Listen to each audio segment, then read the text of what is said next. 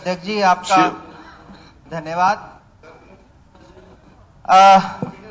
मुख्यमंत्री जी और हमारे कृषि मंत्री जी लगातार ये कहते हैं कि किसानों की आय दुगनी करेंगे, और जब ये चल रही थी, मारामारी चल रही थी, तब मैं स्टेटमेंट पढ़ रहा था कृषि मंत्री जी की। उन्होंने कहा कि मैं तो सबसे बड़ा किसान हूं इस देश का और मुझे डीएपी की कोई कमी नहीं हो रही है।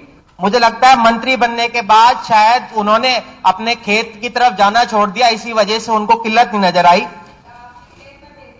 देखिए, हमने पहली बार देश के अंदर ऐसा देखा, खासकर हरियाणा के अंदर, दक्षिण हरियाणा के अंदर, कि डीएपी की कमी हुई। और ऐसा पहली बार हुआ जब चोरी करनी पड़ी किसान को डीएपी की कट्टों की, चाहे वो रेवाड़ी हो, चाहे वो कोसली हो, अटेली हो। क्या आप इस बात को झुटलाते हैं कि क्या ऐसी घटना नहीं हुई कि चोरी तक करनी पड़ी डीएपी कट्टों के लिए किसानों को? एक तो आप मुझे यह बताइए। और क्या कारण रहा कि भाई किसानों को डीएपी सही वक्त पे नहीं मिल पाया? क्या कारण रहा कि 6 जो प्लांट हैं फर्टिलाइजर्स के, वो सरकार ने बंद किया और बाहर से इंपोर्ट किए गए?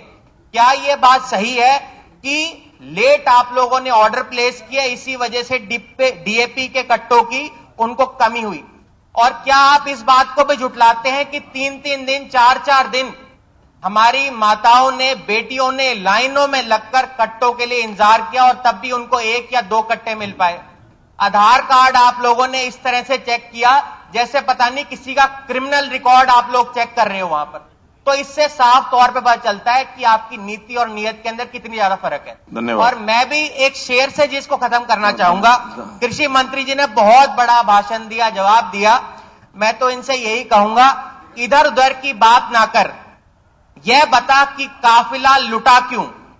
मुझे रहनुमा से नहीं गिला, नहीं तेरी रहबरी का सवाल है।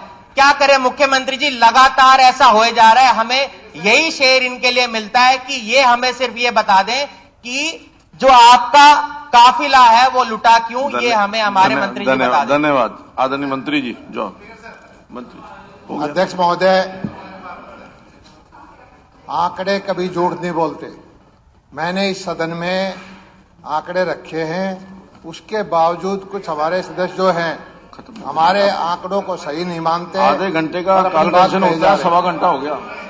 तो मैंने शुरू में कहा था, मेरे लिखित भाषण में भी है कि शुरू में डीएपी की कमी थी और उसकी वजह थी कि अंतर्राष्ट्रीय स्तर पर भाव बढ़े मई जून से, क्योंकि सारी सरकार तो इंपोर्ट करती नहीं, बनती भी प्राइवेट कंपनी भी है, सरकारी कंपनियां भी हैं। और 15 अक्टूबर को बिजाई का सीजन शुरू होता है सरसों का।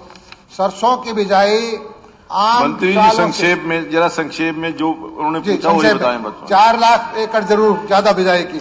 उसके बावजूद हमने डीएपी, मैंने बताया कि पिछले 5-6 साल में सबसे ज्यादा डीएपी, एसएसपी, एनपीके उपलब्ध कराई है और किसानों के हाथ में गई है। यूरिया की जहां तक बात है, पहले डीएपी की कंजम्पशन जो होती है, अब सरसों के नीचे बोया जाता है, गेहूं के भी नीचे बोया जाता है, यूरिया बाद में डालते हैं। तो अभी जो है यूरिया की हमारे पास जो है पिछले 5 साल में 2016-17 में अक्टूबर, नवंबर, दिसंबर में 7,10,000 यूरिया कंज्यूम हुआ। अगले साल 7,02,000 हुआ। 2018-19 में 6,43,000 हुआ। 2019 में 6,98,000 हुआ। इस बार हम 6,93,000 यूरिया दे चुके हैं और अगले 10 दिन में 1 लाख हो रहा जाएगा। 8 लाख मीट्रिक टन यूरिया किसानों के बीच 10 दिन में।